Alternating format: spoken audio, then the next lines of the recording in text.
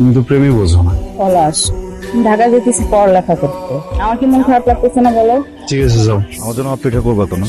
কোথা করবো তোমার সামনে? আচ্ছা ধরো, তোমার জন্য অপেক্ষা করলাম, ভার্সিটিতে একটা সুন্দর ছেলে, কোনো হ্যান্ডসাম ছেলে দেখে পেটে গেলাম বা ক্রাশ খেলাম, বা আমার উপরে কেউ ক্রাশ খেলো, তখন লাঠিতে ধরে নিয়ে যাবো। তখন তো ঢাকায় আসবে না, লাঠি দিয়ে ধরে দিতে। অপেক্ষা করবো তোমার জন্য। হাতে একটু লোকে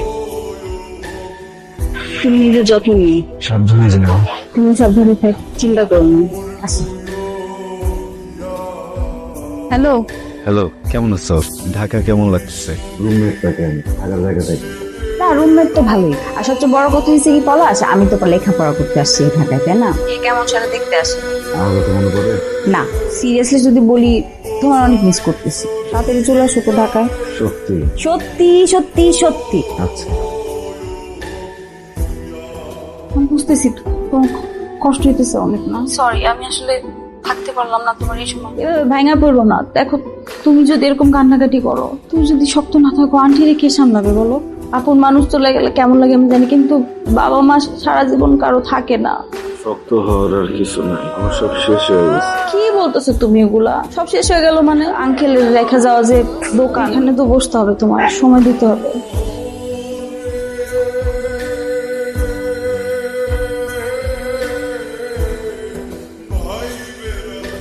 হ্যাঁ মিতু, এই শোন, পলাশ কি অবস্থা রে? মানে পলাশ আমি অনেকক্ষণ ধরে ফোন দিতেছি, ফোন ধরতেছে না। ভাইয়া, তুমি কি ব্যস্ত? একটু ভিতরে জানো?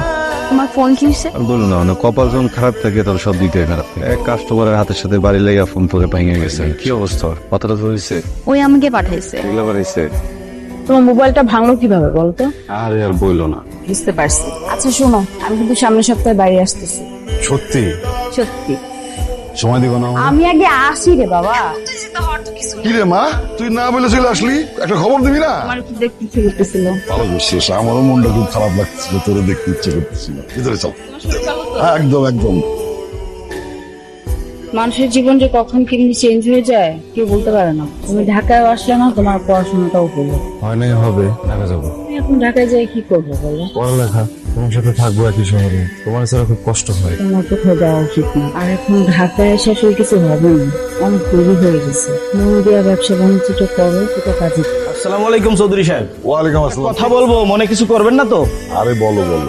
আফজাল সাহেবের ছেলের সাথে কি আপনার মেয়ের বিয়ের কথা চলছে নাকি? তুমি কি পাগল হইছো নাকি? ওই ফার্মেসির দোকানদারের ছেলের সাথে আমার মাইয়ের বিয়ে দেবো? আমি তোমার ভাইয়ের সাথে আমার মাইয়ের বিয়ে দেবো কইছি না?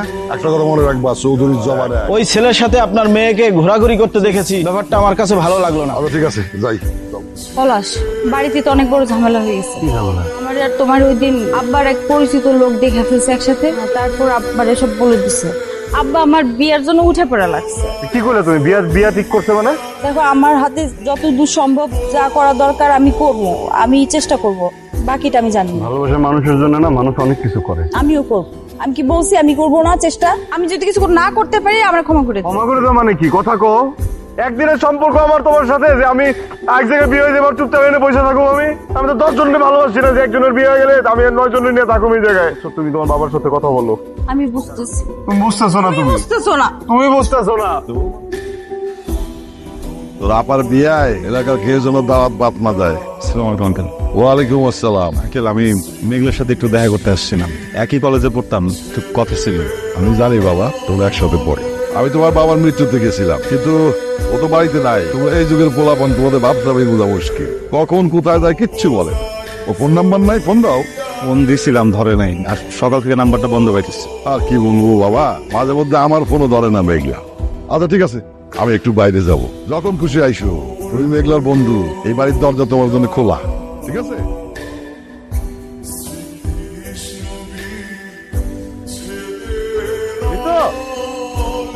তোমার কালকে দিয়ে খুঁজতে কইছিলা? কই আবার থাকবো? আমার বান্ধবীর বিয়ে, ওর সাথেই ছিলাম। কোন বান্ধবী? বান্ধবী মানে মেঘলা। কেন, তোমাকে কিছু বলে নাই? কালকে যে ওকে দেখতে এসেছিল, পছন্দও করেছে, কালকেই বিয়ে হয়ে যায়, কিন্তু মেঘলা বলছে কয়েকদিন পরে করবে, এই জন্য শুধু আন্টি পরে চলে গেছে। আমার একটা হেল্প করতে পারবা? মেঘলা একটু বাসাতে বাইর করে দাও না, একটু কথা বলতাম। তুমি কি পাগল হয়ে গেছো? এটা আমি কখনো করতে পারবো না, প্লিজ ভাই, এটা আমি পারবো না। যদি তোমার আপন ভাইয়ের সাথে হইতো, তুমি ওরা সাহায্য করতে না। এটা কিভাবে সম্ভব বলো? আমি কাউরে বলবো না যে তুমি সাহায্য করছো। আচ্ছা ঠিক আছে, আমি দেখবো। ভাই ওয়ালাইকুম আসসালাম। ভাই আপনার সাথে একটু কথা ছিল। জি বলো। আপনার ছোট ভাই পারভেজ, ওনার যে বিয়ে ঠিক করছেন, ওই মেয়েটার চৌরাস্তায় একটা প্রেমিক আছে, এটা কি জানেন আপনি? আজকালকার ছেলেমেয়েরা চোখ ফুটলেই তো প্রেম করে, এটাই তো ওই স্বাভাবিক। ছেলেটা আমি। ভাই দেখো, এখানে দুইটা ফ্যামিলির ব্যাপার, এখানে মা ইজ্জত সম্মান জড়িত আছে। আর একটা ভালো মেয়ের যখন বিয়ে ঠিক হয় তখন তোমার মতো এরকম হাজারো ছেলে আমদামি হয়। তো আমরা চাইতেছি না তুমি এর মধ্যে ঢোকো, আর যদি ঢুকেই পড়ো তাহলে এটা যে কি হইবে নিতে পারবো না ভাই। আপনারা চাইলে একটা ভালো মেয়ে আইনা তার বিয়ে দিতে পারবেন, কিন্তু আমি ওরে ছাড়া থাকতে পারবো না। তোর বাবাকে আমি অনেক সম্মান করি, সম্মানের কারণে তোর যে বেটা আমি কাটলাম না। তুমি তো চাইলে বিয়েটা ভাঙতে পারতা। পলাশ, আমি তোমার সাথে প্রেম করছি, আমাদের মধ্যে তো এরকম কোনো কথা হয় নাই যে আমার অন্য কোথাও বিয়ে ঠিক হলে সেটা ভেঙে দিতে হবে। ছিল এরকম কোন কথা? বাড়িতে আইসা এই কথাগুলো বলো না কেন?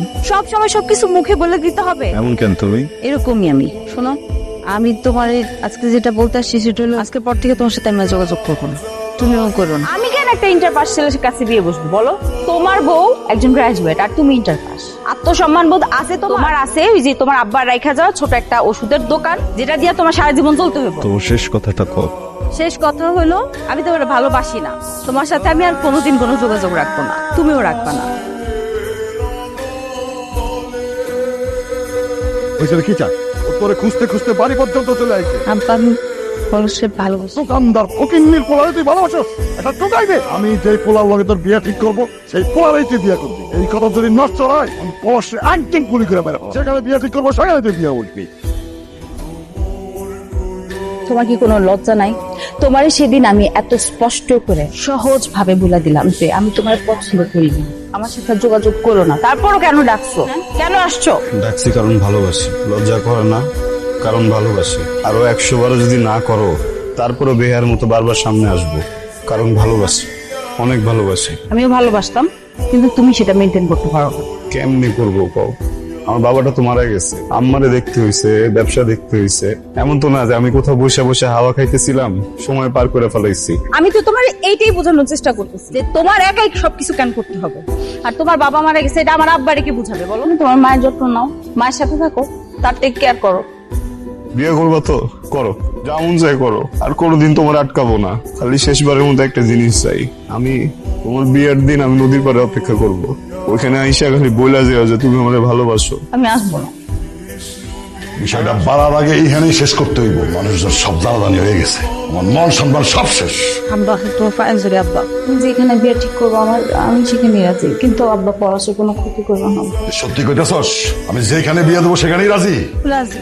একদম তাল বাহানা করবি না, যদি করস পলাশটা আমি একদম গুলি করে মেরে ফেলাম।